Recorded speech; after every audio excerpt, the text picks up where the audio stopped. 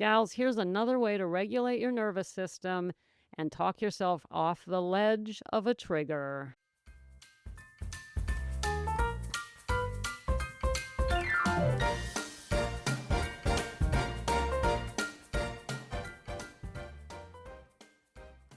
Hello, gals, and welcome to Sobriety Snippets for Ambitious Women Over 40. I'm Becca Jacobson, and this is what we call a snippet. I'm here to help you drop the wine and pick up conscious, happy living. I know you have a life to live, and you don't have time to be messing with the booze. So let's get to it. Today, I want to give you another strategy for calming that nervous system when triggered, or triggered to drink, or triggered to get angry, or triggered to react, or in any way we're kind of up, we're anxious, we're on edge. That is the moment we want to drink, because boy, does it work. You know, we're not stupid. We don't drink for nothing. And there is nothing more effective that I know of than having a nice shot of vodka. And that's right, I was not a wine drinker. Whatever the drink is, it works. It really does when we're anxious, when we're all of it, right? It works so well. So when we come along into sobriety and we find there's nothing else that works quite this good, why do I have to wait so long to settle when a drink is so quick? Well, we do. We have to be patient because we're all grown up now. But I'll tell you right now that breathing is a very powerful way and a very quick way to settle the nervous system. But today I'm going to teach you another way to settle the nervous system. This is a method that we can use to actually stimulate the vagus nerve. And the vagus nerve is responsible for regulating the body's relaxation response. That is the parasympathetic nervous system. So the vagus nerve is important. You've probably heard of it, right? Well, one thing we can do to stimulate it, because it runs down the back of the neck and connects to almost all of our organs. It's an amazing, gigantic nerve system running down the back of the body. Well, we can stimulate it by humming. Now, you may have heard of this, but if you have, then here's a reminder. And if you haven't, yes, I said humming, just like humming a tune, except you don't have to have a tune. It's very simple, but the vibrating sound, the vibration in our throat when we hum stimulates the vagus nerve, and then the vagus nerve does its magic, and it does all sorts of amazing things. It lowers our heart rate, it reduces our stress. In so many ways, it activates the parasympathetic nervous system and we feel better. This is the rest and digest nervous system, right? So that's what we want to do. Well, humming is very simple. We take a nice deep breath in through the nose, and on the exhale, we keep the mouth closed and we hum. It's that simple. It would sound something like this.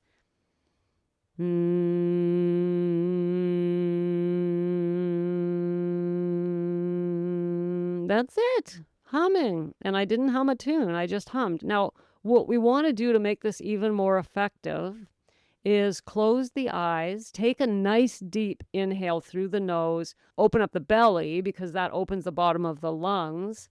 And on that exhale, have the eyes closed and focus your attention on the neck, on the hum, on the vibration in the neck.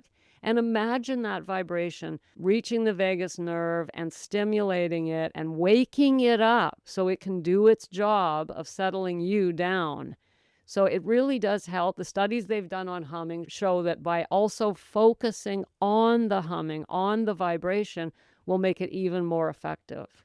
So one thing about sobriety, gals, that we know, we really ought to know if we don't know, it's not about the alcohol. We talk about this a lot, right? It's not about not drinking. It's about learning how to live without the alcohol. And so every tool you can possibly put in your proverbial toolkit is helpful. I talk to women all the time. But even if I'd never spoken to one of you, I lived this and I know how it feels. I know how it feels to want to drink. I know how it feels to be triggered. I know how it feels to go without alcohol and feel completely naked. The nerves are on edge. You feel like you've jumped out of an airplane without a parachute because where's my drink? It's a very unsettling feeling. It's not like that all the time, but during moments of trigger in the early stages of sobriety, that's what it felt like to me anyway. And I speak to women all the time. I'm pretty sure that, yeah, I'm seeing you nod, right? It feels that way for you as well.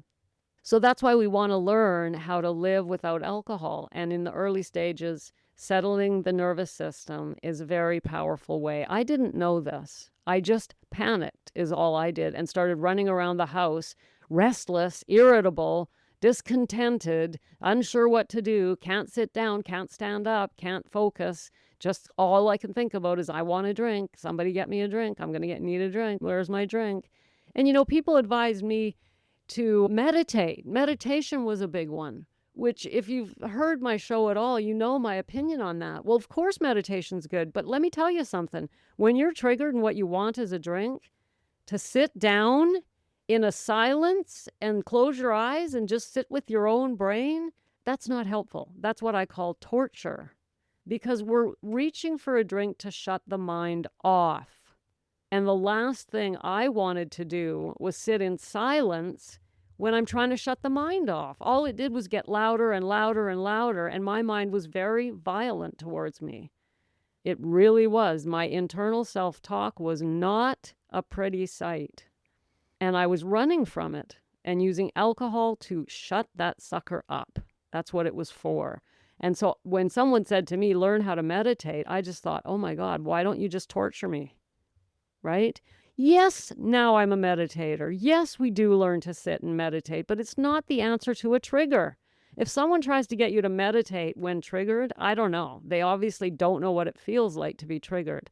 But you can take a nice deep inhale and hum on the exhale. Exhaling through the nose, we've got the mouth closed and we're just humming. We're just vibrating the throat, stimulating the vagus nerve, and that will automatically help take us down. We're not doing it. The nervous system will do it for us. Now that's helpful. Meditation, not so much. And there are other things I was told that didn't help much. But you don't need these kinds of strategies for long. That's another thing that I want you to know today. If you're in early sobriety or you haven't quit yet, and you're thinking, I'm going to have to spend the rest of my life trying to get through triggers by humming or breathing or whatever strategy. No.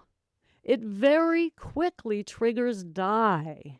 They die once we are able to get past them without succumbing. I'll say it again in a different way. Every time we succumb to a trigger, in other words, we take a drink, it gets stronger. That's a voice. It's a voice saying you need a drink, and you're having the argument. No, I don't. Yes, I do. And the next thing you know, you're drinking. Every time we give in to that voice, I think of it as an arrogant, asshole. Going, yeah, I knew she'd drink. All I had to do was push on her a little bit, and here she is drinking. Yeah, that was easy. That was easy. Think of it that way. And the next time you give in, it gets, yeah, that was easy. I can get her to drink. I got her right where I want her. I can get her to drink anytime I want. I just got to put the thought there and push a bit.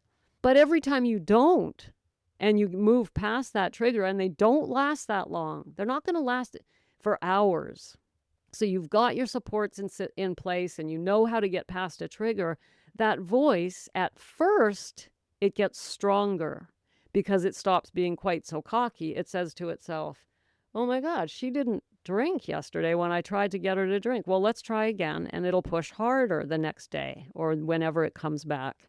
And you've got to do it again. And if you do it again, it might push even harder because it's like, wait a minute, what the hell's going on here? This chick's fighting back. Let's push even harder on her. And then there's a turning point. And the voice goes, well, I don't know. The last 4 times I tried to get her to drink, she just didn't. So I don't know. Maybe I won't even bother. Or I'll just try a little push. Hey, you, dude, would you like a drink? Oh, no, I guess not. Didn't think so. Okay. And the next day it gets weaker and the next day it gets weaker and it dies. It dies. I'm here to tell you it dies. I didn't know that. I thought the rest of my life I'm just going to have to somehow not drink and it's going to suck.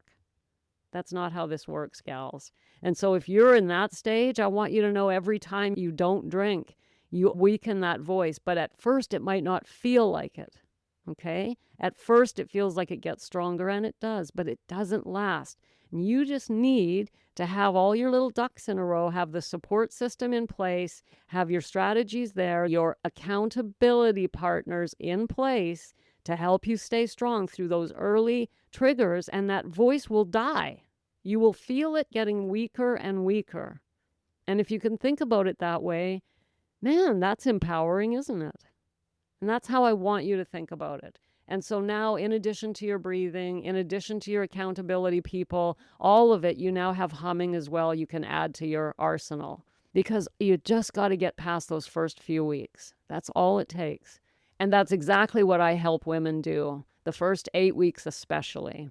So if you're curious to know what that might look like, go to the show notes. Today I'm opening up an invitation to have a free call with me. I don't open this invitation often, less than once a month, as a matter of fact. Today you'll find a link in the show notes directly to my calendar. And if you want to have a 15 or 20-minute chat with me, just let me know where you're at and see if I can help or I can help point you in another direction. I'm happy to do that. Today is the day. Maybe today is your day. Thanks for popping in. Be sure to come back next time so I can keep your head on straight. Sending you buckets of love.